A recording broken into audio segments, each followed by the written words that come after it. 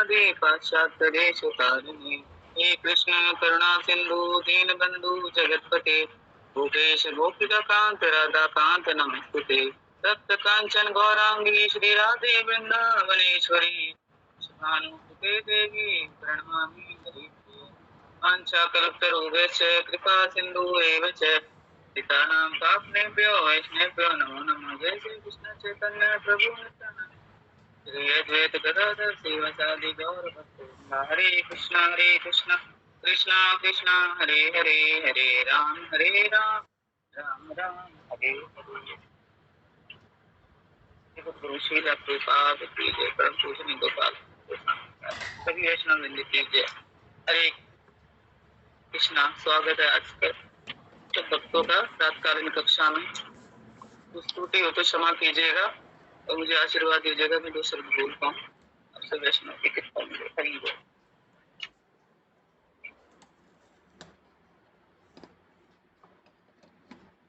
ईशोपनिषद में से हम श्लोक सुनने का प्रयास करेंगे, पढ़ने का। दो श्लोक रहते हैं जिसमें। मंत्र संख्या 2। पूर्वे त्रिवेद कर्माणि जीजीवेश क्षत समा, एवं त्वयि नाथे तोस्ति न कर्म लिप्यते नरः। अनुवाद: यदि मनुष्य इस प्रकार निरंतर कार्य करता रहे तो वह सैकड़ों वर्षों तक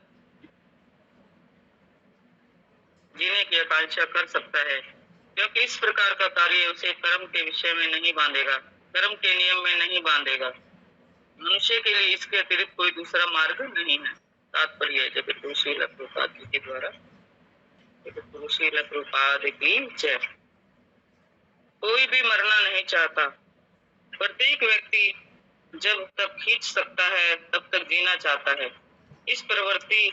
यह प्रवृत्ति केवल वैश्विक रूप से ही नहीं अपितु सामूहिक रूप से जाति, समाज, राष्ट्र में भी देखी जाती है। समस्त जीवों में विकट जीवन संघर्ष चल रहा है और वेदों का कहना है कि ये बिल्कुल स्वाभाविक है। जीवात्मा स्वभावतः शाश्वत है, लेकिन भौतिक जगत में अपने बंधन के कारण उसे बार बार अपना शरीर बदलना पड़ता है। यह प्रक्रिया आत्मा का देहांतरण या कर्म बंधन कहलाती है। जीव को अपनी आजीविका के लिए कार्य करना पड़ता है, क्योंकि यह भौतिक प्रकृति का नियम है, और यदि वह नियत कर्म कर्तव्य के अनुसार कार्य नहीं करता तो प्रकृति के नियमों का उल्लंघन करता है और अपने आप को अनेक योनि में जन्म मृत्यु के चक्र में अधिक बांधता जाता है। तो यहाँ यही बता रहे हैं कि कोई भी मरना नहीं चाहता, हर कोई अमर होना चाहता है। ऐसे हमने अनेक उदाहरण देखे भागवतम में ना। हिरण्यकश्यप का ही आता है सबसे बड़ा उदाहरण। तो उसने सारे ऐसे वरदान मांगे भगवान से कि हर तरह से अपने आप को प्रोटेक्ट करना चाह रहा था चारों तरफ से, कि मृत्यु मुझे छू ना पाए। लेकिन ऐसा नहीं हो सकता। जिस जीव का जन्म हुआ है तो उसे शरीर भी छोड़ना पड़ता है और अगला जन्म लेना पड़ता है ना। सब में विकट संघर्ष चल रहा है। मतलब इतना कड़ा परिश्रम करते हैं लोग सुबह से लेकर रात तक, चाहे कोई जीव है, चाहे कोई मनुष्य है, चाहे कोई जानवर है, तो इतना परिश्रम करना पड़ता है उसे अपना पेट पालने के लिए, बच्चों के लिए ना चल रहा है। और ये स्वाभाविक है, क्योंकि कर्म के बिना जीवात्मा रह नहीं सकता। चाहे कोई मनुष्य है, चाहे कोई जीव है, उसे अपना कर्म तो करना ही पड़ता है। पेट भरने के लिए भी उसे परिश्रम करना पड़ता है, बच्चों को पालने के लिए। और ये भौतिक जगत में बंधन के कारण से अपना शरीर, मतलब वो अपने बंधनों को तोड़ नहीं पा रहा है। जो आसक्ति है परिवार से, बच्चों से ना, अपने घर से जो आसक्ति है वो तोड़ नहीं पा रहा है। इसके कारण से बार बार शरीर धारण करना पड़ता है, जन्म लेना पड़ता है। तो ये कर्म बंधन कहलाता है और ये भौतिक प्रकृति का नियम भी है। अपने नियम कर्तव्य के अनुसार अगर जीव कार्य नहीं करता, अपने कर्म नहीं करता, तो प्रकृति उसे कार्य करने के लिए बाध्य करती है। क्योंकि कर्म किए बिना कोई भी जीव नहीं रह सकता, और कर्म नहीं करेगा तो उसका जीवन का गुजारा नहीं होगा। तो उसे नियमों का उल्लंघन नहीं कर सकता। प्रकृति द्वारा जबरन कराया जाता है और अपने आप को अनेक योनि में जन्म मृत्यु चक्र में अधिकाधिक बांधता जाता है। लेकिन वो कर्म की गति इतनी बारीक है, ठीक है, जानवरों में तो बुद्धि नहीं, लेकिन भगवान ने मनुष्य को ये बुद्धि दी है कि अपनी बुद्धि का यूज करे और ये देखे कि कौन सा कर्म करना है और हमें किस भाव से करना है। ऐसा कर्म करे, इस भाव से करे कि उसे कर्म बंधन ना लगे। और वो मुक्त हो जाए, उसका खाता पीछे का साफ होगा ना, तभी वो अगला जन्म ऐसा ले पाएगा भगवान के धाम में कि उसकी कोई इच्छा ही नहीं, अपनी इच्छाओं को खत्म करे और अपना खाता साफ करे पीछे का जितना भी इसके कर्मों का खाता है। तो कर्म की गति बड़ी बारीक होती है। हर कार्य भगवान को बीच में रख के, सेंटर में रख के किया जाए तो कर्म नहीं लगता, वो कर्म बंधन नहीं बनता। हर कार्य भगवान को समर्पित कर दिया जाए तो वो कार्य कर्म बंधन नहीं बनता। फिर वो अगर उसका जन्म होता है तो भगवान के धाम जाता है, फिर उसे शरीर धारण नहीं करना पड़ता। जन्म तो तब भी होगा लेकिन वो भगवान के धाम में जाएगा, वहां दिव्य सेवा करेगा भगवान। अन्य योनियों में भी जन्म मृत्यु का चक्र चलता रहता है, लेकिन जब जीव को मनुष्य योनि प्राप्त होती है तो कर्म के बंधन से मुक्त होने का अवसर प्राप्त होता है। तो यहाँ ये बता प्रभुपाद जी कि अनेक योनियां तो भोग योनि है, उसे भोगनी पड़ती है, उसे कोई पता नहीं है कि क्या कार्य करना है, क्या सही है क्या गलत है। खाना पीना सोना जैसे छोटे बच्चे का कार्य होता है, यही कार्य होता है ना। लेकिन ये अवसर मनुष्य योनि में, क्योंकि भगवान ने उसे सोचने की शक्ति दी है। तो भगवद गीता में कर्म अकर्म और विक्रम का अत्यंत स्पष्ट वर्णन हुआ है कि कौन सा कर्म हमें करना चाहिए, कौन सा कर्म नहीं करना चाहिए और कौन से गलत कार्य होते हैं। जो कार्य किसी के नियत कर्तव्य के अनुसार शास्त्रों में जन्म मृत्यु के चक्र से मुक्त करते हैं वो अकर्म यानी कृष्णा भावना भावित कर्म होते हैं। जो अकर्म होते हैं भगवान को सेंटर में रख के भगवान की प्रसन्नता के लिए, भगवान की इंद्रियों को तुष्ट करने के लिए कि भगवान प्रसन्न हो जाए। हम जैसे गोपियों का भाव रखते थे, अपनी उन्हें कोई परवाह नहीं थी, अपने सुख की कोई परवाह नहीं थी, लेकिन हमारी कृष्णा प्रसन्न हो जाए, उन्हें कोई कष्ट ना हो, उसके लिए कार्य करते थे। तो जीव भी ऐसा कर सकता है, अगर वो इस तरह के कार्य करता है तो वो मुक्त हो जाता है जन्म मृत्यु के चक्र से। किंतु जो कार्य अपनी स्वतंत्रता का दुरुपयोग करके सब संपन्न किए जाते हैं और जिससे अधम योनि में जाना पड़ता है वे विक्रम कहलाते हैं, जो कि हर जीव कर ही रहा है। कलयुगी जीव ना नहीं पता, भक्ति से जुड़ा हुआ नहीं है, तो वो भी ये कार्य कर ही रहा है, उसे पता ही नहीं किधर जाना है, कौन से कार्य मुझे करने कौन से नहीं करने, क्योंकि आसक्तियों से बंधा हुआ है, भी आसक्तियों की डोर नहीं खुली है, तो वो अधम योनि में जाता है, वो विक्रम कहलाते हैं। इन 3 प्रकार के कर्मों में से बुद्धिमान मनुष्य उसे ही अच्छा समझता है जो उसे कर्म के बंधन से मुक्त कर दे। सामान्य लोग प्रसिद्धि प्राप्त करने के उद्देश्य से तथा इस संसार में स्वर्ग में या उच्चतर जीवन स्तर प्राप्त करने के उद्देश्य से अच्छा कार्य करते हैं कि मुझे अच्छी पोस्ट मिल जाए, मेरा नाम हो जाए, लोग मुझे जाने, मेरी वाह करे, है ना। तो कई लोग इस उद्देश्य से कार्य करते हैं। और लेकिन अधिक उन्नत लोग कर्म और कर्म के फल से सर्वथा मुक्त होना चाहते हैं। जो और उन्नत लोग हैं, जिनमें थोड़ी बहुत बुद्धि है या जो थोड़ी बहुत भक्ति में आ गए, भक्तों से संपर्क हो गया, तो उन्हें थोड़ा पता लग गया कि कौन से कर्म करने हैं और कौन से नहीं। बुद्धिमान पुरुष ये भलीभांति जानते हैं कि अच्छे तथा बुरे कार्य समान रूप से मनुष्य को भौतिक कष्टों से बांधने वाले हैं। जो बुद्धिमान है, जो थोड़ा बहुत जान गए हैं, तो वो जानते हैं कि अच्छे बुरे कार्य समान रूप से, मतलब कौन से कर्म में बांधने वाले हैं और कौन से कर्म में मुक्त करने वाले हैं। अतः वे ऐसा कार्य खोजते हैं जो उन्हें अच्छे या बुरे दोनों कार्य के फलों से मुक्त कर दे। ईशोपनिषद के इन पृष्ठों में इसी मुक्ति प्राप्त करने के वाले कार्य का वर्णन किया गया है। ईशोपनिषद के उपदेशों की भगवद गीता में विशद व्याख्या की गई है। अतः भगवद गीता को कभी कभी गीतोपनिषद या विभिन्न उपनिषदों का नवनीत कहा जाता है। भगवद गीता में कहते हैं कि मनुष्य को तब तक निष्कर्म में यह अकर्म अवस्था प्राप्त नहीं होती जब तक वह वैदिक साहित्य में वर्णित नियत कर्तव्यों का आचरण नहीं करता। वेद मनुष्य की कार्य शक्ति को इस प्रकार नियमित कर सकते हैं कि वह धीरे धीरे भगवान की सत्ता का अनुभव करने लगता है। मतलब वेद हमें ये शिक्षा देते हैं, इस तरह का कार्य करने का हमें आदेश देते हैं कि धीरे धीरे हम भगवान की सत्ता का अनुभव करें कि भगवान है और कुछ भी कार्य भगवान की मर्जी के बिना नहीं होता और उन्हीं की मर्जी से सारा संसार चल रहा है। जब वह परमेश्वर वासुदेव कृष्ण की सत्ता का अनुभव कर लेता है तो यह समझना चाहिए कि उसने सकारात्मक ज्ञान की अवस्था प्राप्त कर ली है। इस शुद्ध अवस्था में प्रकृति के गुण सतो रजो तमो कार्य नहीं कर पाते। जो शुद्ध अवस्था में हो जाता है, भक्ति के लेवल पे आ जाता है, तो तीनों गुणों से ऊपर उठ जाता है, वो विशुद्ध सत्व में आ जाता है। तो ऐसा कर्म मनुष्य को जन्म तथा मृत्यु के चक्र से नहीं बांधता।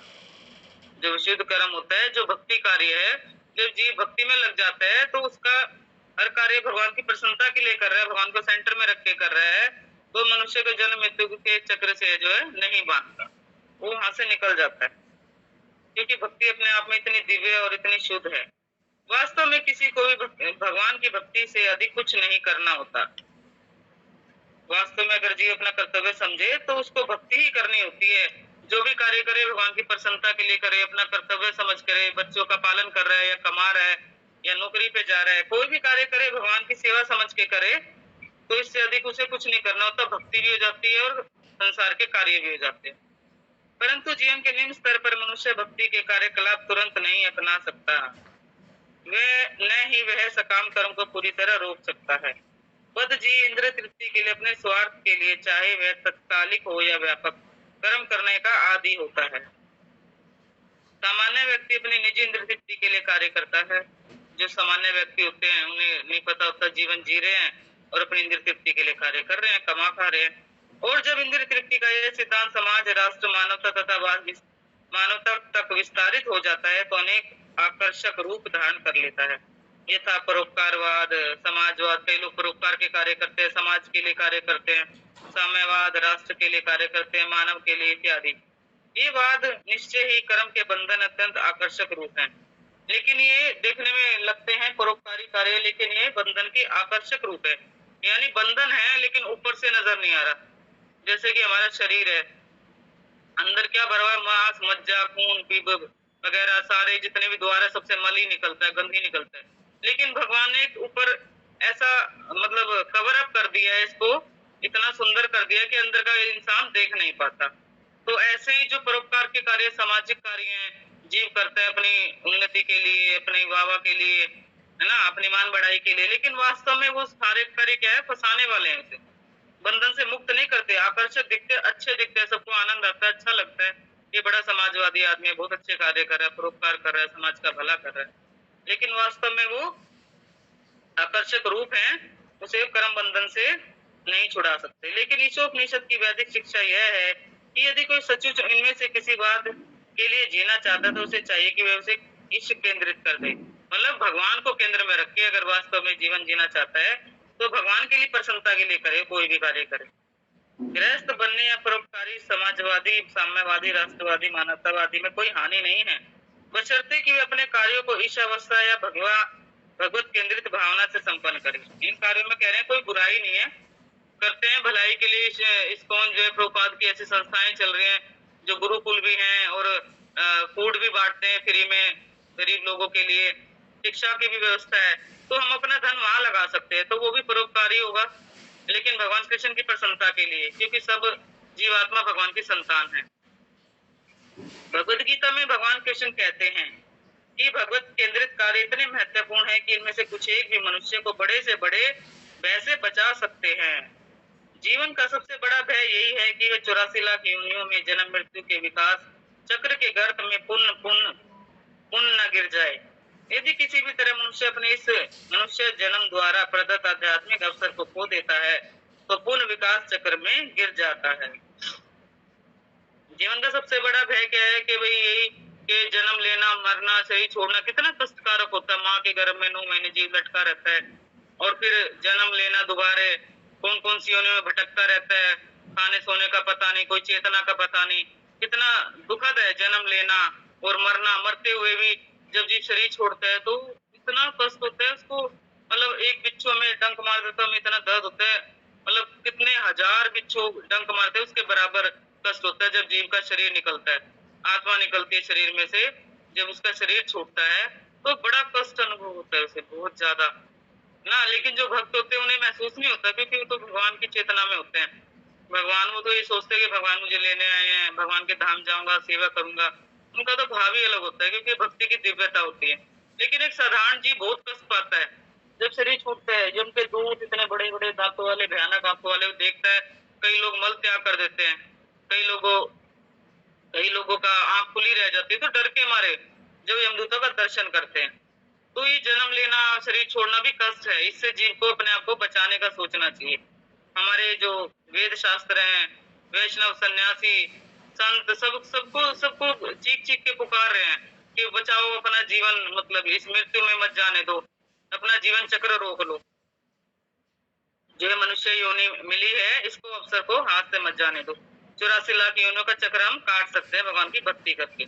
अगर इस अवसर को भी खो दिया तो फिर हमें उस 84 लाख का साइकिल दोबारा क्रॉस करना पड़ेगा, और ये नहीं पता कितने करोड़ जन्मों के बाद भगवान दोबारा अवसर देंगे ना। तो हम ऐसे भागवतम में इतने सारे उदाहरण देखते हैं, ऐसे ऐसे भक्त हुए हैं कि राजा खटवांग ने 1 मिनट बचा था, उन्होंने भगवान को प्राप्त कर लिया।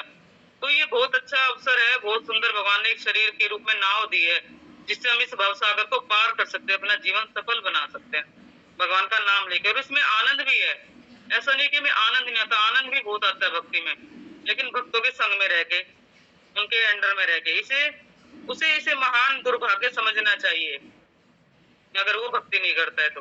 मूर्ख मनुष्य अपनी दोष गुण इंद्रियों से यह नहीं देख पाता कि ऐसा हो रहा है। फल स्वरूप ईशोपनिषद हमें सलाह देती है कि हम अपनी शक्ति ईशावासा रूपी भावना में लगाएं। मतलब ईशोपनिषद हमें सलाह दे रही है इस बात की कि भगवान ने जो शक्ति दी है, जो बुद्धि दी है, जो चेतना दी है, हर जीव में कोई ना कोई गुण होता है, तो उसे कहाँ लगाना चाहिए? भगवान की सेवा में लगाना चाहिए, ताकि वो शुद्ध हो जाता है। अगर किसी को अच्छी कुकिंग आती है तो भगवान के लिए सुंदर सुंदर भोग बनाए। किसी को सुंदर श्रृंगार करना आता है ना, उसके अंदर कला है तो भगवान का श्रृंगार करे बहुत सुंदर। पेंटिंग बनानी आती है तो भगवान की सुंदर सुंदर पेंटिंग बना सकते हैं, है ना। तो हर कला को भगवान की सेवा में यूज किया जा सकता है, जिससे वो शुद्ध हो जाते हैं, क्योंकि अल्टीमेटली तो सब कुछ भगवान ही दे रहे हैं। ये जो सब कुछ देन होती है जीव आत्मा की, उसके अंदर कोई गुण है, बुद्धि है, सब कुछ भगवान देते हैं। कोई अच्छा गा रहा है तो भगवान की वैष्णव भजन गा सकता है, सुंदर भगवान को रिझा सकता है, भगवान के लिए कीर्तन कर सकता है, और अपने आप में भगवान को तो आनंद आता ही है, लेकिन वो गाने वाला भी शुद्ध हो रहा है, उसे भी आनंद महसूस होता है, क्योंकि भगवान का नाम बहुत बहुत दिव्य है और बहुत आनंद देने वाला है, क्योंकि भगवान तो आनंदमय है। और उनसे जुड़े जीव में भी इसकी कुछ ड्रॉप होती हैं। जब हम कीर्तन करते तो हमें आनंद क्यों आता है? क्योंकि हम भगवान से निकले भगवान के अंश हैं।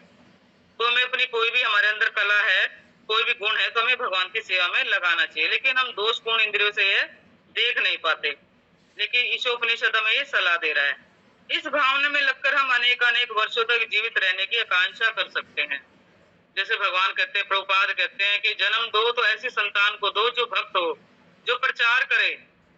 जैसे भक्ति विनोद ठाकुर जी थे, उनके कितने सारे बच्चे थे, तो उन्होंने इसलिए पैदा करा ना कि ताकि भक्त बने, प्रचार करेंगे तो भगवान भी प्रसन्न होंगे, है ना। तो ऐसे बच्चे हों जो कृष्णा भावना भावित हों, अच्छे अच्छे आचरण करें और दूसरों को प्रचार करें अपने जीवन से, और अपना भी जीवन सफल है और माँ बाप का भी जीवन सफल है। तो इस भावना में लगकर हम अनेक वर्षों तक जीवित रह सकते हैं। कहते जीना तो उसी को कहते हैं जो भगवान की भक्ति में रह के जिया जाए, प्रचार करके, भगवान की सेवा करके। लेकिन वो जीना भी कोई जीना नहीं, कोई 100 साल जिया, भगवान का नाम ही नहीं लिया, ऐसे जीवन चला गया, खाने पीने में, इंद्रिय तृप्ति में, परिवार पालने में। लेकिन अगर कोई 20 साल 30 साल भी जी गया, लेकिन भगवान की भक्ति करी, उसने खूब मन लगा के, खूब प्रचार किया, खूब भक्त बनाए, तो उसका जीवन जीने के बराबर है। उसका जीना ही वास्तव में जीना है। अन्यथा दीर्घकालीन जीवन का अपने आप में कोई महत्व नहीं। तो यहाँ यही बता रहे हैं, जीना वही है अनेक वर्षों तक। अगर कोई 100 साल भी जी जाता है तो उसी का सफल है। अगर कोई प्रचार कर रहा है, भगवान के भक्त बना रहा है, क्यों? क्योंकि सबको भवरोग लगा हुआ है, सब इस संसार में दुखी है ना। नहीं तो कोई दीर्घकाल जीवन अपने आप में कोई महत्व नहीं। एक वृक्ष कई 100 वर्ष तक जीवित रहता है, लेकिन वृक्ष की तरह दीर्घकाल तक जीवित रहकर धोपनी की तरह सांस लेते रहना, पुत्रों सूरों की संतान उत्पन्न करने या ऊंट की तरह खाने में कोई लाभ नहीं। ये शीला प्रभुपाद जी कह रहे हैं। जैसे वृक्ष है, वृक्ष कितने साल जीता, लेकिन वो अपनी छाया देता है, अपने फल देता है ना। और उसके बाद अगर वो फल भी नहीं देता तो उसकी लकड़ी जलाने में काम आ रही है, उसकी पत्तियां है वो औषधि के रूप में काम आती है। ऐसे वृक्ष हैं कितने सारे। तो जब तक जियो, कहते हैं भला करते रहो अपने शरीर से, अपनी वाणी से, जितने भी भगवान ने इंद्रियां दी हैं, इससे हम भला करते रहें। जैसे वृक्ष होता है, कई 100 वर्ष तक जीता है और दीर्घकाल तक जीवित रहकर ना संसार का भला करता है। ऐसा जीना भी कोई जीना नहीं। कुत्ते सुअरों की तरह संतान उत्पन्न करे, ऊँटों की तरह खाता रहे। विनीत भगवत केंद्रित जीवन, ईश्वर रहित परोपकारी समाजवाद से युक्त विराट पाखंड से कहीं अच्छा है। मतलब जो जीवन है भगवान की सेवा में जिया जाए, चाहे वो थोड़ा हो, अल्प हो, लेकिन भगवान की सेवा में रह के, भगवान के भक्तों के लिए प्रचार करके, भगवान की वाणी का प्रचार करके जिया जाए, अन्यथा कोई 100 साल या इससे भी अधिक उम्र तक जी जाए लेकिन नाम ना ले तो उसका कोई फायदा नहीं है, पाखंड है, पाखंड से कहीं अच्छा है। जब ईशोपनिषद की भावना से परोपकारी कार्य किए जाते हैं तो वे एक प्रकार के कर्म योग बन जाते हैं। ऐसे कर्मों की संस्तुति भगवद गीता में की गई है क्योंकि उनमें उनसे उनके कर्ता को जन्म मृत्यु के विकास चक्र में गिरने के भय से सुरक्षा की गारंटी प्राप्त होती है। जैसे कि मैं बता रही हूँ अभी कि अगर हम कोई कार्य करें तो भगवान को केंद्रित रख के करें। श्रील प्रभुपाद जी भी यही बता रहे हैं कि कोई कार्य करें तो भगवान को केंद्रित रख के करें, क्योंकि उसका फिर किया गया कोई भी कर्म योग बन जाता है और जन्म मृत्यु के चक्र में गिरने से उसको गारंटी मिल जाती है। श्रील प्रभुपाद जी जैसे कहते हैं कि मुझे तुम बस अपना एक जन्म दे दो, ये जन्म दे दोगे तो बाकी के सारे जन्म सुधर जाएंगे, भगवान की भक्ति में लगा दो। यानी वो ये कह रहे हैं कि बैकडोर की चाबी तो मेरे पास है, 4 नियमों का पालन करो, 16 माला करो, शास्त्रों का अध्ययन करो, भक्तों का संग करो, जैसा भी 2 शब्द सीखे हैं प्रचार करो तुम, है ना, तो वो जीवन बहुत अच्छा है, उससे हमें भय से, जन्म मृत्यु के भय से गारंटी प्राप्त होती है। इस प्रकार से भगवत केंद्रित कार्यकलाप अधूरे रहने पर भी कर्ता के लिए शुभ होते हैं, क्योंकि इससे अगले जन्म में उसे मनुष्य योनि का मिलना सुनिश्चित हो जाता है। अगर किसी कारणवश किसी का शरीर छूट जाता है, कोई भक्ति में लगा हुआ है, तो भगवान दोबारा उसको मनुष्य शरीर देते हैं, दोबारा तो मनुष्य योनि मिलना सुनिश्चित कर देते हैं अगर हम भगवत कार्य करते हैं। जैसे हम जड़ भरत का देखते हैं, राजा भरत महाराज का, उन्हें हिरण का शरीर मिला लेकिन दोबारा मनुष्य शरीर मिला, भगवान ने उन्हें दिया क्योंकि उन्होंने भक्ति शुरू कर दी थी। फिर वो मूक बने रहे, फिर उन्होंने जान लिया कि जीवन खराब कर दिया, अब नहीं करना, तो मूक बने रहते थे, सब कुछ जानते थे, दिव्य ज्ञान दिया उन्होंने। राजा रघुगण को इतनी सुंदर चर्चा आती है भागवतम में, इतना सुंदर ज्ञान दिया उन्होंने, तो बहुत सुंदर ज्ञान दिया उन्होंने, तो ऐसा ही करना चाहिए। इस प्रकार भगवत केंद्रित कार्य अधूरे रहने पर भी उसे अगला मनुष्य जन्म मिलना सुनिश्चित हो जाता है। इस प्रकार मनुष्य को मुक्ति मार्ग पर अपनी स्थिति सुधारने का एक और अवसर प्राप्त हो जाता है। इस प्रकार जो है मनुष्य को मुक्ति के मार्ग पर अपनी स्थिति प्राप्त करने का एक और, अगर वो उस जन्म में नहीं कर पाया तो दूसरा जन्म मिल जाता है उसे कि अपना जन्म सुधार सके। क्योंकि जब हम भक्ति के मार्ग में चल पड़ते हैं, अगर हमारा शरीर छूट जाता है, जब तक हम अपने डेस्टिनेशन तक नहीं पहुंच जाते ना, जहाँ हमें जाना है, हमारा जो जीवन का लक्ष्य है, तब तक भगवान हमें मनुष्य योनि देते रहते हैं, हमें शुद्ध करते रहते हैं, और जब हम पूरी तरह शुद्ध हो जाते हैं, सारी इच्छाएं खत्म हो जाती हैं, फिर हमें भगवान की लीला में प्रवेश कराया जाता है, भूम वृंदावन में। उसके बाद फिर हम भगवान के धाम जाते हैं, ऐसा शास्त्रों में वर्णन है। तो ये बड़ा अच्छा अवसर है और बहुत ही अच्छा मार्ग बताया भगवान ने भक्ति का। इसमें कोई हानि नहीं है, आंख बंद करके भी हम भाग सकते हैं, दौड़ सकते हैं, हम गिरेंगे नहीं, भक्तों के संग से उठ जाएंगे, भगवान अपने भक्तों को भी गिरने नहीं देते। तो इसमें कोई हानि भी नहीं है, अगर हमारा शरीर भी छूट जाता तो भगवान हमें अगला जन्म देते हैं। मनुष्य इस केंद्रित कार्य किस प्रकार कर सकता है, इसका विवरण शीला रूप गोस्वामी भक्ति रसामृत सिंधु में विस्तृत रूप में दे रहे हैं। जो शीला रूप गोस्वामी हैं कि हम किस तरह से भगवत कार्य कर सकते हैं, कृष्णा भावना भावित कार्य, तो उन्हें भक्ति रसामृत सिंधु में बहुत डिटेल में बताया। बहुत सुंदर पुस्तक है, बहुत ऊंचे लेवल की है, लेकिन अगर हमारा भाव अच्छा है तो भगवान से प्रार्थना करके हम उसे पढ़ सकते हैं, तो भगवान कृपा करते हैं जब हमें थोड़ा बहुत समझ में आता है। यह ग्रंथ हमने अंग्रेजी भाषा में नेक्टर ऑफ डिवोशन के नाम से प्रकाशित किया है। ईशा उपनिषद के अनुसार कार्य करने के इच्छुक सबों को हम इस अमूल्य ग्रंथ का लाभ उठाने का परामर्श देते हैं। तो शीला प्रभुपाद जी कह रहे हैं कि हम उसको ये अवसर देते हैं ये प्राप्त करने का। अगर कोई भक्ति में आगे बढ़ना चाह रहा है तो इसे भक्ति रसामृत सिंधु पढ़ना चाहिए। भक्ति रसामृत सिंधु पीएचडी के लेवल का ग्रंथ है, बहुत सुंदर ग्रंथ। तो हमारा यहाँ एक मंत्र पूर्ण होता है, एक आखिरी मंत्र रहता है, हम वो भी पढ़ लेते हैं। ईशावास्यमिदं सर्व यक्तिन किच्च जगत्या जगत्केन तकेतेन भुज्यमाग्रह कश्यस्मित धनम।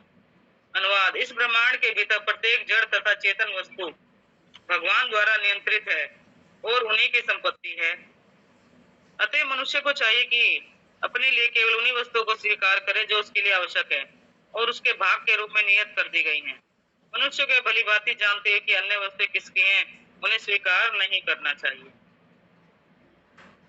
तो यहाँ मैं आपको बता रही थी कि क्या हमारे लिए शोक करने योग्य है, वो पॉइंट्स कि जीवन में किन बातों पर शोक करना चाहिए। जीव को ये नहीं पता होता किन बातों के लिए हमें पश्चाताप करना चाहिए। तो यहाँ पे वो लिस्ट है, मैं आपको थोड़ा पढ़ के सुना देती हूँ। ब्राह्मण होकर वेद ना जाने, अगर ब्राह्मण है और वेदों का ज्ञान ही नहीं है तो उसके लिए हमें शोक करना चाहिए, अगर वो दूसरों को वेदों की शिक्षा नहीं दे रहा है। धर्म को छोड़कर अपने में लगा हुआ है, इस बात के लिए हमें शोक करना चाहिए। मतलब जीव को ये नहीं पता मेरे जीवन का लक्ष्य क्या है, मेरा धर्म क्या है, और उसे छोड़कर वो अन्य कार्य में लगा, इंद्र तृप्ति में लगा हुआ है, तो ये बात उसके लिए शोक करने योग्य है।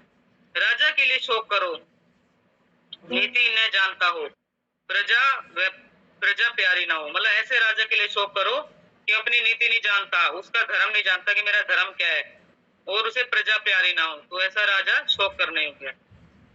धनी है परंतु कंजूस है, तो ऐसे व्यक्ति के लिए बड़ा शोक करना चाहिए, बड़ा उसके लिए हृदय में वो होना चाहिए कि देखो इतना धन है लेकिन कंजूस है। क्योंकि धन की तो कहते दो ही गति होती है, या तो वो धर्म कार्य में लगता है, ये किसने कौन सी माता जी ने कोई बटन दबा दिया है, ये फोटो हरी वृंदा के नाम से आ रहा है।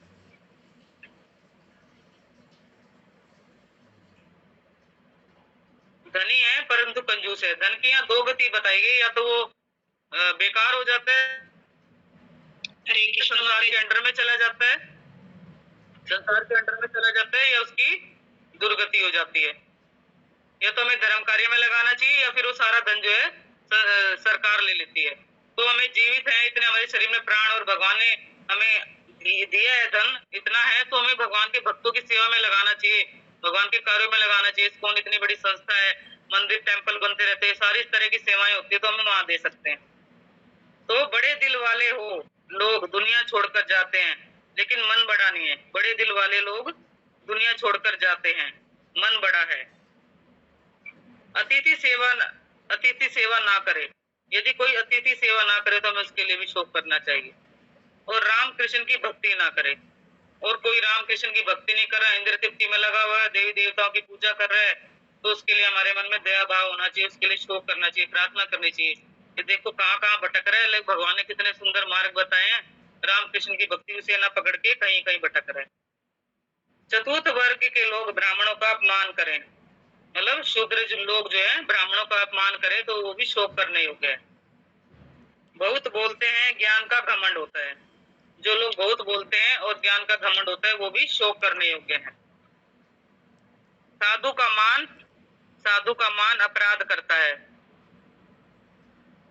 साधु का अपराध करता है यदि कोई। उस नारी के लिए जो पाते हैं वो ठगती है, जो पति को ठगती है। मतलब उस नारी के लिए भी शोक करना चाहिए जो पति को ठगती है। मतलब झूठ बोल के, कई लेडीजों की आदत होती है, कई माताओं की, कि पैसे लेती रहती हैं, है ना। अच्छे कार्य में लगाए तो अलग बात है, लेकिन अपनी इंद्र तृप्ति में लगा रही है, कहीं कहीं लगा रही है, तो वो भी शोक करने योग्य है। कुटिल नारी के लिए, झगड़ने वाली नारी के लिए, और पिता का नाम पति समाज का नहीं मानती, जो ऐसी नारी शोक करने योग्य है। गृहस्थों के लिए जो अपने कर्म पथ को त्याग कर प्रपंचों में पड़े हैं, उन गृहस्थों के लिए भी हमें शोक करना चाहिए, जो अपने कर्म पथ को त्याग कर, यानी जो हमारे जीवन का कर्तव्य है भगवान की भक्ति करना और गृहस्थ का पालन करना, उसे छोड़कर प्रपंचों में, संसार के कार्यों में, पचड़ों में लगे हुए इधर उधर प्रजल्पा करने में। और वानप्रस्थी के लिए 50 वर्ष पूरे होने पर भी मन में वैराग्य नहीं आया, ऐसे लोगों के लिए भी शोक करना चाहिए जो गृहस्थी से चिपके हुए हैं। जो चुगली गुरु के पास ज्ञान की बात नहीं करते, जो चुगली करते हैं और गुरु के पास ज्ञान की बात नहीं करते, अपने घर की समस्याएं लेके चले जाते हैं कि मेरे साथ ये समस्या है, ये समस्या है, तो ऐसे लोगों के लिए भी हमें शोक करना चाहिए।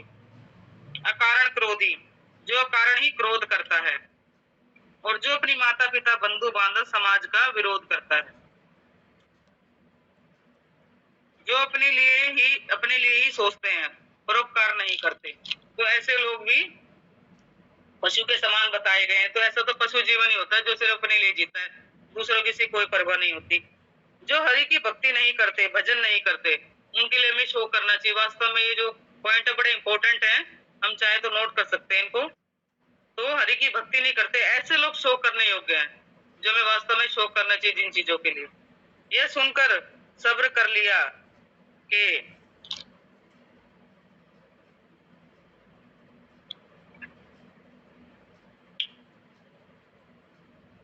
कर लिया गलिया गलियों में जो गया यहाँ का था ही नहीं।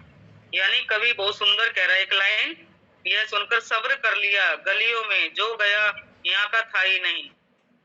मतलब कोई अगर जा रहा है तो हमें ये सोचना चाहिए कि वो यहाँ का था ही नहीं। भगवान के धाम से जो आया वो वहां जाएगा, जो जहां से आया वहां जाएगा। किसी का यहाँ भी रहना निश्चित नहीं है, सबको शरीर छोड़ना है। तो ठीक है, हम इसका तात्पर्य पढ़ते हैं। वैदिक ज्ञान अमोघ है क्योंकि साक्षात भगवान से प्रारंभ होने वाली गुरु शिष्य की पूर्ण परंपरा से होकर चलता है। क्योंकि वैदिक ज्ञान का पहला शब्द भगवान द्वारा उच्चारित हुआ है, यह शब्द ज्ञान का स्रोत, इस ज्ञान का स्रोत दिव्य है। भगवान द्वारा उच्चारित शब्द अपौरुषेय कहलाते हैं, जो इस बात का संकेत करते हैं कि ये शब्द किसी भौतिक पुरुष द्वारा नहीं कहे गए हैं। भौतिक संसार में रहने वाले जीव में 4 दोष होते हैं, वह निश्चित रूप से त्रुटि करता है। जो हमारे अंदर दोष होते हैं, 4 दोष कौन से होते हैं? वह त्रुटि करता है। हर जीव की त्रुटि करने की एक आदत होती है। वह मोहग्रस्त होने का पात्र होता है, मोहग्रस्त भी हम लोग जल्दी हो जाते हैं। और तीसरा पॉइंट, उसमें दूसरों को धोखा देने की प्रवृत्ति पाई जाती है। चौथा, उसकी इंद्रियां अपूर्ण है। एक भगवान ही है जिनकी इंद्रियां पूर्ण है और किसी भी इंद्रिय से कोई भी कार्य कर सकते हैं, लेकिन जीव की जो इंद्रियां हैं अपूर्ण है। इन 4 अपूर्णाओं से युक्त कोई भी मनुष्य पूर्ण ज्ञान प्राप्त नहीं कर सकता। वेद ऐसे अपूर्ण प्राणी द्वारा तैयार किए गए हैं। वैदिक ज्ञान सर्वप्रथम वेद ऐसे अपूर्ण प्राणी द्वारा तैयार नहीं किए गए। वेद जो है भगवान ने बोले हैं। वैदिक ज्ञान सर्वप्रथम भगवान द्वारा प्रथम सर्जित जीव ब्रह्मा के हृदय में प्रदान किया गया। वेदों का जो ज्ञान है सर्वप्रथम ब्रह्मा के हृदय में प्रदान किया गया और ब्रह्मा से इस ज्ञान को आगे अपने पुत्रों शिष्यों में प्रसारित किया गया, जो इस ज्ञान को अनादि काल से हस्तांतरित करते आ रहे हैं। क्योंकि भगवान पूर्णम है, सब प्रकार से पूर्ण है, अतः उन पर भौतिक प्रकृति के नियम लागू होने की कोई संभावना नहीं है, क्योंकि नियम उनके नियंत्रण में रहते हैं। जो नियम बनाने वाला होता है उसके ऊपर नियम लागू नहीं होते।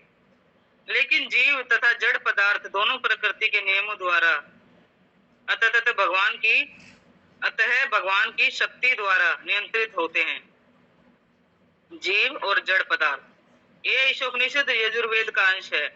फलस्वरूप इसमें इस ब्रह्मांड में स्थित समस्त वस्तुओं के स्वामित्व के विषय में जानकारी मिलती है।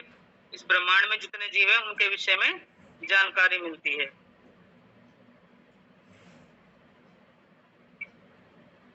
इस ब्रह्मांड के भीतर की प्रत्येक वस्तु पर भगवान के स्वामित्व की पुष्टि भगवद गीता के 7वें अध्याय में की गई है, जिसमें परा और अपरा प्रकृति की विवेचना दी गई है।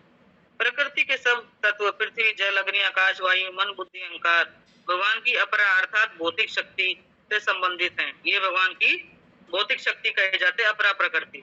जबकि जीव तथा चेतन शक्ति भगवान की उच्चतर यानी परा प्रकृति है। ये दोनों ही प्रकृतियां या शक्तियां भगवान से उद्भूत हैं और अंतोगत्वा जो कुछ भी विद्यमान है सब उनके नियंता भगवान ही है। जो कुछ निकला है भगवान से निकला। प्रकृति में जो कुछ हम देख रहे हैं, आध्यात्मिक लोग, भौतिक लोग, जो जीव आत्माएं, जितनी भी जड़ वस्तुएं, जो भी बुद्धि मनुष्य में, सब कुछ भगवान से ही निकला है। ब्रह्मांड में ऐसी कोई वस्तु नहीं है जो परा प्रकृति के अंतर्गत ना हो। इसलिए प्रत्येक वस्तु उन परम पुरुष की संपत्ति है।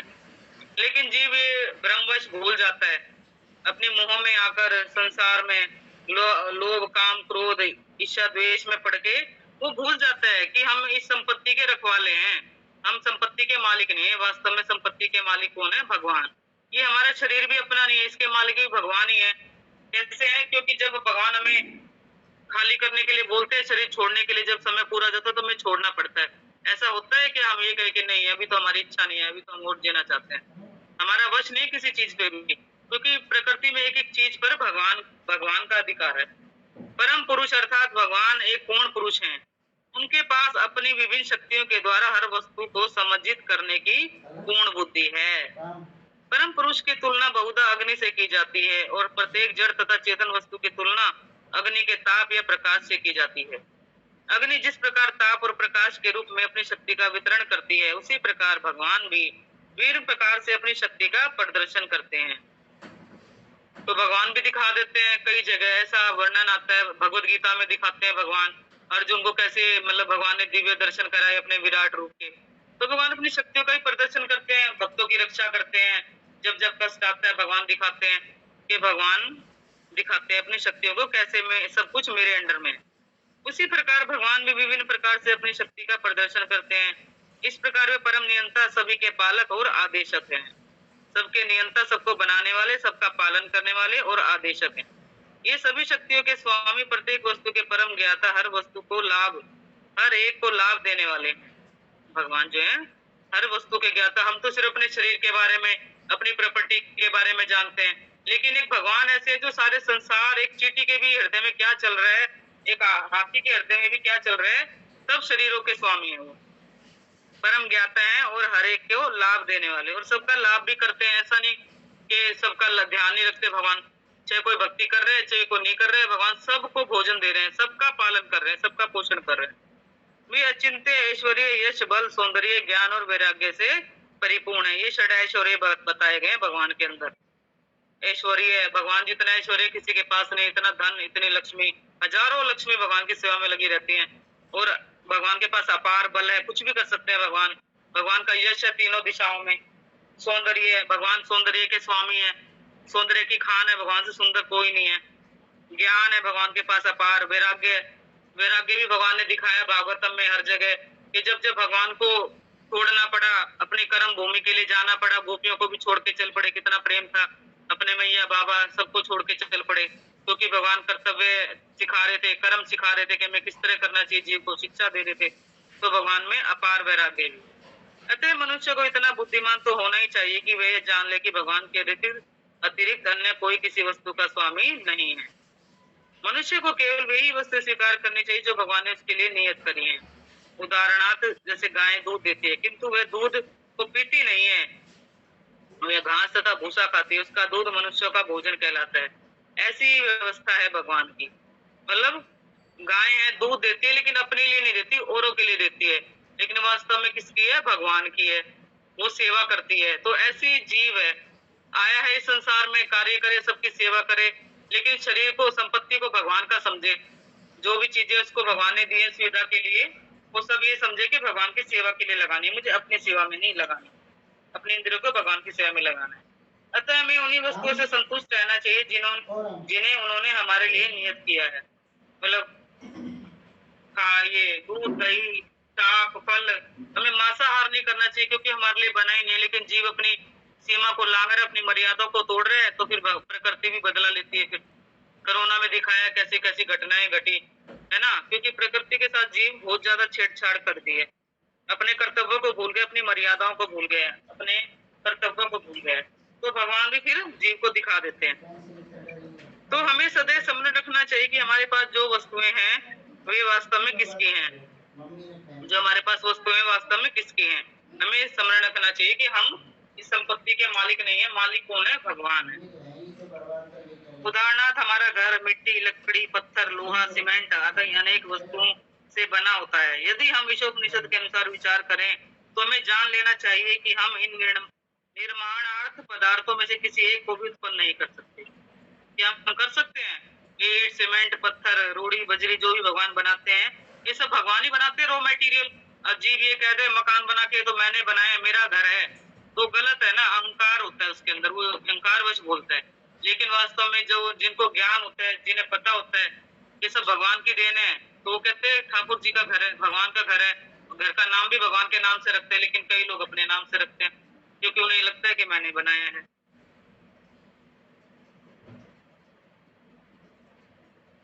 हम उन्हें केवल इकट्ठा कर सकते हैं, जो भी रॉ मटेरियल है, और अपने श्रम से उन्हें विभिन्न रूपांतरण दे सकते हैं। कोई श्रमिक अपने को किसी वस्तु का स्वामी नहीं केवल इसलिए ही नहीं कह सकता क्योंकि उसने उसे तैयार करने में कठिन श्रम किया है।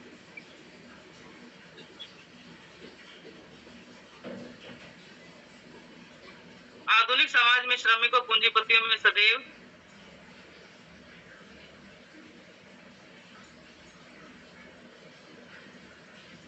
हरे कृष्णा। आधुनिक समाज में श्रमिकों पूंजीपतियों में सदा एक बड़ा झगड़ा चलता रहता है कि इस झगड़े ने अंतरराष्ट्रीय रूप धारण कर लिया है और विश्व को संकट में डाल दिया है। मनुष्य एक दूसरे से शत्रुता बरतते और कुत्ते बिल्लियों की तरह घुराते हैं। ईशोपनिषद ने कुत्ते बिल्लियों को उपदेश नहीं दे सकती। ईशोपनिषद जो है कुत्ते बिल्लियों को उपदेश नहीं दे सकती, लेकिन ये मनुष्य को प्रामाणिक आचारों के माध्यम से ईश्वर का संदेश प्रदान कर सकती है। वो उनको तो नहीं समझा सकती क्योंकि उनके अंदर तो बुद्धि नहीं है, भोग योनि है, लेकिन मनुष्य को तो समझना चाहिए शास्त्रों से, आचार्यों की वाणी से, वैष्णवों का संग करने से, भक्तों से, कि हमारे जीवन का लक्ष्य है। हमें इस तरह कुत्ते बिल्लियों की तरह नहीं लड़ना चाहिए, कुछ भी साथ जाने वाला नहीं है। केवल एक हरिनाम, भक्तों का संग, भगवान की लीलाएं जो हम सुनते हैं, श्रवणम कीर्तन, जो हमने हरिनाम का खजाना इकट्ठा किया है, खाली वही हमारे साथ जाएगा। ये प्रॉपर्टी तो कुछ दिन के लिए हमें मिली है, रहना है हमें, उसके बाद फिर कल किसी और की, परसों किसी और की, तरसों किसी और की। ना कोई किसी के साथ गई है, ना कभी जाएगी, सब कुछ यही रह जाना है। तो जीव अपनी बुद्धि इस्तेमाल कर सकता है। मानव जाति को चाहिए कि ईशोपनिषद में इस वैदिक ज्ञान को, ईशोपनिषद के इस वैदिक ज्ञान को ग्रहण करे और भौतिक स्वामित्व के लिए ना झगड़ा करे और ना लड़ाई करे। मनुष्य को भगवान की कृपा से जो भी सुविधाएं प्राप्त है उन्हीं में संतुष्ट रहना चाहिए। तो हमारे शास्त्र हमें कितनी सुंदर शिक्षा दे रहे हैं कि जो भी हमें मिला है, जितना मिला है उसमें खुश रहो, भगवान की भक्ति करो। अगर हमारी किस्मत में होगा तो भगवान जरूर देते हैं, हमारी किस्मत से हमें ज्यादा ही देते हैं कुछ ना कुछ। भगवान इतने दयालु, इतने कृपालु हैं। भगवान हवा पानी दे रहे हैं, क्या इनका प्रकाश दे रहे हैं, क्या इनका कोई टैक्स लेते हैं? कोई टैक्स नहीं ले रहे। तो जीव अगर थोड़ा विचार करे तो वो संतुष्टि अपने आप आ जाती है कि भगवान हमारे ऊपर कितनी कृपा कर रहे हैं और बिना हमारी योग्यता के में बहुत कुछ दे रहे हैं। तो यदि साम्यवादी पूंजीपति या कोई दल प्राकृतिक संसाधनों पर स्वामित्व जताता है तो शांति स्थापित नहीं हो सकती, क्योंकि ये सब पूर्णतः भगवान की ही संपत्ति है। मतलब जी अहंकारवश भूल जाता है ना कि मैं इनका मालिक हूँ, वास्तव में तो भगवान है। अगर हम मालिक होते तो अपने साथ लेके जाते हैं ना इन चीजों को, लेकिन क्या कोई साथ लेके गया है? नहीं लेके गया, क्योंकि वो हमारी है ही नहीं। हमारा तो शरीर भी नहीं, ये भी यही छूट जाता है, राख हो जाता है दो मुट्ठी। न तो पूंजीपति साम्यवादी को केवल राजनीतिक चालों से दबा सकते हैं, न ही साम्यवादी पूंजीपति को केवल चुराई हुई रोटी के लिए लड़कर उन्हें हरा सकते हैं। यदि वे पूर्ण पुरुषोत्तम भगवान के स्वीकार नहीं करते तो सारी संपत्ति जिसे वे अपनी होने का दावा करते हैं चुराई हुई है। चोर कहते हैं जो संपत्ति को अपना बोलते हैं, वो एक तरह से चोर हैं, क्योंकि वो तो कुछ साथ लाए नहीं, ना लेके जाएंगे, जो कुछ लिया यही दिया, तो अपने होने का वो दावा करते हैं। फलस्वरूप उन्हें प्रकृति के नियमों द्वारा दंडित होना पड़ेगा। ऐसे ऐसे लोग, इतना इतनी संपत्ति बड़ी है, इतने बड़े बड़े पार्क होते हैं, इतने बड़े बगीचे होते हैं, इतना फ्रूट लगा होता है, लेकिन मजाल कोई एक भी ले ले, क्योंकि वो चोरी कहलाते हैं। इतनी संपत्ति होती है, इतनी जमीन होती है, नहीं मिलता, और कई लोगों का मतलब वेस्ट में पड़ी है, तो ऐसे लोग चोरी होते हैं। यहाँ बता रहे हैं श्रील प्रभुपाद जी, अपनी होने का दावा करते हैं, उन्हें प्रकृति द्वारा दंडित होना पड़ता है। सब कुछ आखिरी में एक दिन सब कुछ छीन लिया जाता है। नाभ के बम साम्यवादी और पूंजीपतियां दोनों के ही पास हैं, और दोनों परमेश्वर के स्वामित्व को नहीं मानते तो यह निश्चित है कि बम अंतोगत्वा दोनों पक्षों का विनाश कर देगा। उन्हें ऐसे ऐसे खतरनाक हथियार बना लिए ऐसे ऐसे देशों में कि वो क्या करते हैं, उससे किसी का भला तो नहीं होता, एक दूसरे पर फेंके सारा देश का खत्म हो जाता है, कोई भी नहीं रहता, सारी भूमि भी बंजर हो जाती है। तो दोनों पक्ष का विनाश ही करेंगे। अतः अपने को बचाने और विश्व शांति लाने के लिए दोनों पक्षों को ईशोपनिषद के उपदेशों का अनुसरण करना चाहिए।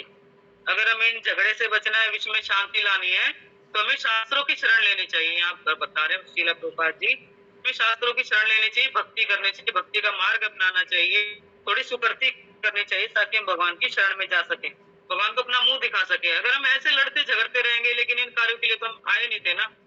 लेकिन जी भूल जाता है, ब्रह्मच परिवार में इच्छाओं में इतना जकड़ जाता है कि अपने जीवन का लक्ष्य भूल जाता है। मेरे जीवन का लक्ष्य क्या है? मनुष्य कुत्ते बिल्लियों की तरह लड़ने झगड़ने के निमित्त नहीं बने हैं। उन्हें इतना बुद्धिमान तो होना चाहिए कि मानव जीवन की महत्ता और उद्देश्य समझ सके।